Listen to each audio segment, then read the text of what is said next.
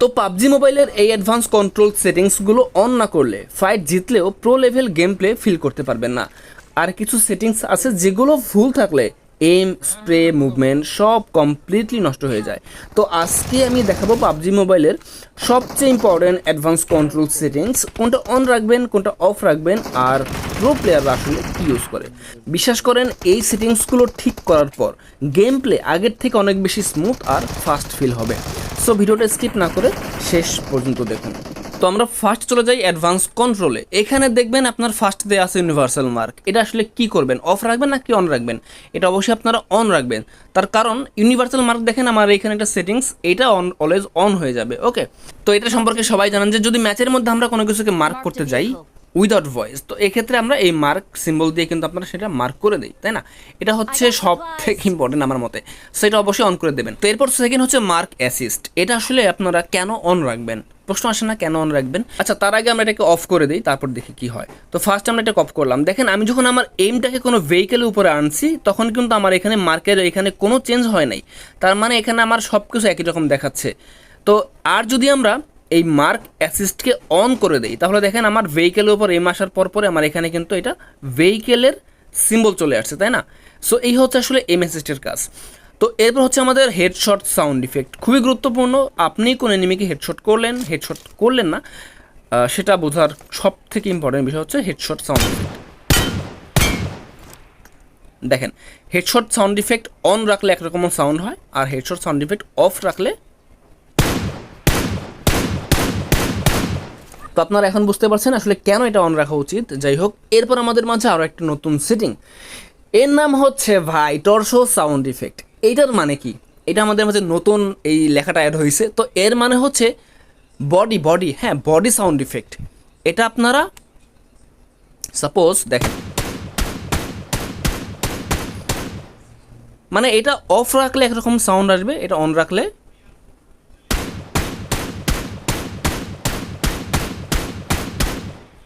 মানে আপনার খুব একটা চেঞ্জ না, তবে বডির ইফেক্টের মধ্যে একটু চেঞ্জ দেখা যায়, বোঝা যায়। এটা হচ্ছে আমাদের এইটার সেটিং।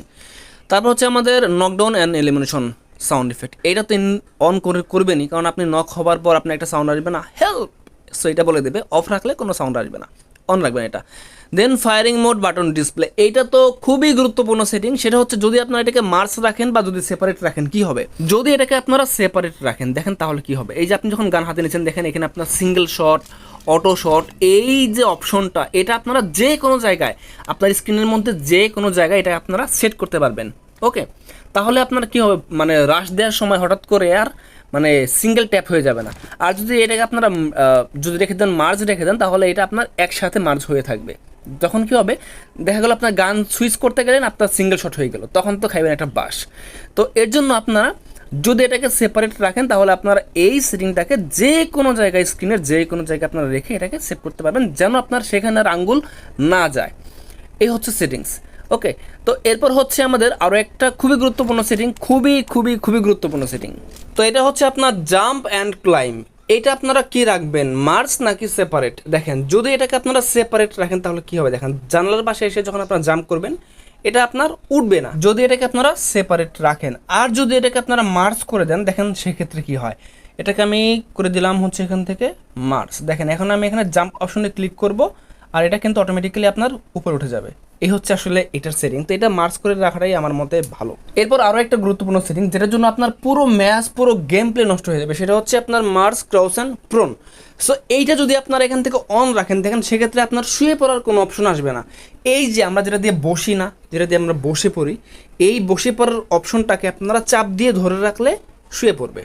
ওকে, যদি ওইটা আপনারা অন রাখেন তাহলে একবার ভাবেন যে কতটা প্যারাদায়ক একটা সেটিং। যদি এটা আপনার অন হয়ে যায় তাইলে আপনার শুয়ে পড়ার কোনো অপশন থাকবে না, এটা আপনারা মার্চ অন করে দিলেন। বাট যদি আপনারা এটাকে অফ রাখেন, এই যে দেখেন মার্চ ক্রাউস অ্যান্ড প্রোন, যদি এটা আপনারা যদি অফ রাখেন তাহলে আপনার এক্সট্রাভাবে শুয়ে পড়ার একটা অপশন এখান থেকে চলে আসবে, যেটা দিয়ে আপনারা সহজেই প্রোন হতে পারবেন। এই হচ্ছে সেটিং। তো এরপর সেটিং হচ্ছে আপনার কুইক থ্রো, এগুলো আপনারা অফ বা অন রাখতে পারেন। এটা আপনার কুইক থ্রো অবশ্যই এটা আপনার অফ রাখাটাই ভালো আমার মতে। ওকে, আর হচ্ছে আপনার থ্রোয়েবল কুইক ওয়াইন, এটা আপনারা সুইচ রাখতে পারেন, তার কারণ এটা দিয়ে আপনারা খুব সহজেই কিন্তু আপনার ফায়ার আর্মস বা আপনার কাছে ধরেন থ্রোয়েবল সেগুলো সুইচ করে এনিমিকে মারতে পারবেন। লাইক বিষয়টা কেমন আমি আপনাকে দেখাই।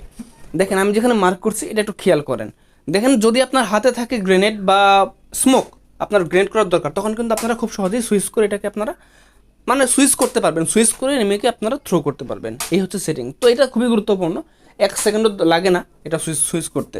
তো এরপরে সেটিং হচ্ছে আপনার থ্রো কনজিউমেবল। এইটা তো কি দেখেন, যখন আপনার যদি আপনারা চান ফার্স্ট এইড, ড্রিঙ্কস, এগুলো আপনারা চাইলে আপনার ফ্রেন্ডদেরকে থ্রো করতে পারবেন। এটা সেটিং হচ্ছে এটাও গুরুত্বপূর্ণ সেটিং। এটাও আপনারা এখান থেকে সুইচে ক্লিক করে দেবেন, তার কারণ এগুলো ভাই অনেক সময় কাজে লাগে ম্যাচের মধ্যে ইন গেম। ওকে, সো এরপর হচ্ছে আপনার ট্রান্সপারেন্ট ইউআই মোড। এটা অন রাখলে কি হবে, অন রাখলে আপনারা ইন গেম অনেকে রেকর্ড করেন তাই না, সো এটাকে 5 সেকেন্ড ধরে রাখলে হচ্ছে আপনার পুরো স্ক্রিনটা মানে একদম এমটি, একদম খালি হয়ে যাবে, সেখানে কোনো প্রকার সেটিংস ম্যাপ কিছুই আসবে না, একদম সিম্পল। আবার 5 সেকেন্ড ধরে রাখলে আবার সব কিছু আবার আগের মতো হয়ে যাবে। তো এরপর হচ্ছে আপনার স্লাইড অ্যারেনা এবং হচ্ছে ওয়াও। সো এটা আপনারা অফ রাখেন ভাই, তার কারণ অনেক সময় দেখি যে টিডিএম এর মধ্যে না পারলে আইসা সামনে এসে স্লাইড মারে, বুঝছেন, এই হচ্ছে অবস্থা।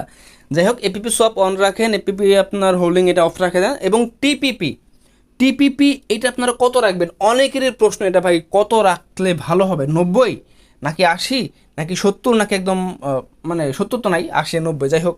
দেখেন এটার কী কাজ, আমার ক্যারেক্টার খেয়াল করেন, আমার এখানে এক্সুটের উইংস কিন্তু একটু কম দেখা যায় না, যদি এটা 90 করে দেয় তাহলে দেখেন আমার উইংস বেশি দেখা যায়। এই হচ্ছে আসলে এটার কাজ। তো নর্মালি ফুল ক্যারেক্টারের জন্য আপনারা এটা 90 দিয়ে রাখতে পারেন, তাতে আপনার ক্যারেক্টার একটু মানে সামনের দিকে চলে যাবে আর কি। তো এরপর হচ্ছে আমাদের এটা কি, এটা ইপিবি আপনারা ম্যাক্স করতে পারেন। এবং স্প্রিন্ট সেন্সিটিভিটি অবশ্যই 70 থেকে 75, 70 থেকে 75-এর মধ্যে বেস্ট আমার মতে। বাকি আপনারা কে কত ইউজ করেন সেটা অবশ্যই কমেন্টে লিখে জানাবেন। তো এরপর ওয়ার্ক স্টাইল ক্লাসিক দেওয়া যে কথা, মডার্ন দেওয়া সেই একই কথা। মার্ক হুইল স্টাইল এটাও সেম টু সেম, ক্লাসিক বা মডার্ন দিয়ে রাখতে পারেন। এবং এরপর আরও একটা গুরুত্বপূর্ণ সেটিং, সেটা হচ্ছে স্প্রিন্ট ইন্টারাপ্ট পিক মোড। এইটা কেন গুরুত্বপূর্ণ ভাই, যদি এটা আপনারা দেখেন, যদি এটাকে আপনারা অন রাখেন, দেখেন সেক্ষেত্রে কী হবে, পিক করে আপনারা যখন স্প্রিন্ট করবেন তখন এটা দেবে সামনের দিকে একটা দৌড়, মানে আপনারা পিক করে শান্তি পাবেন না এক কথায়। বাট যদি এটাকে আপনারা অফ রাখেন তাহলে আপনার দেখেন, যদি এটাকে আমরা অফ রাখি আগে, সো এটাকে যদি আমরা অফ রাখি তাহলে আপনার এই যে ওকে, সো অফ রাখার পিক করে যখন সামনের দিকে আগাবেন তখন আস্তে আস্তে আগাবে। এটা আমার মতে অফ রাখাটাই ভালো। তো আশা করি ভিডিওটা ভালো লাগছে, আর ভিডিওটা সেভ করে রেখে আমরা নেক্সট ভিডিওতে দেখবো অ্যাসিস্ট ফিচার সম্পর্কে, যেটা আরও বেশি গুরুত্বপূর্ণ। সো ভালো থাকবেন সবাই, আল্লাহ হাফেজ।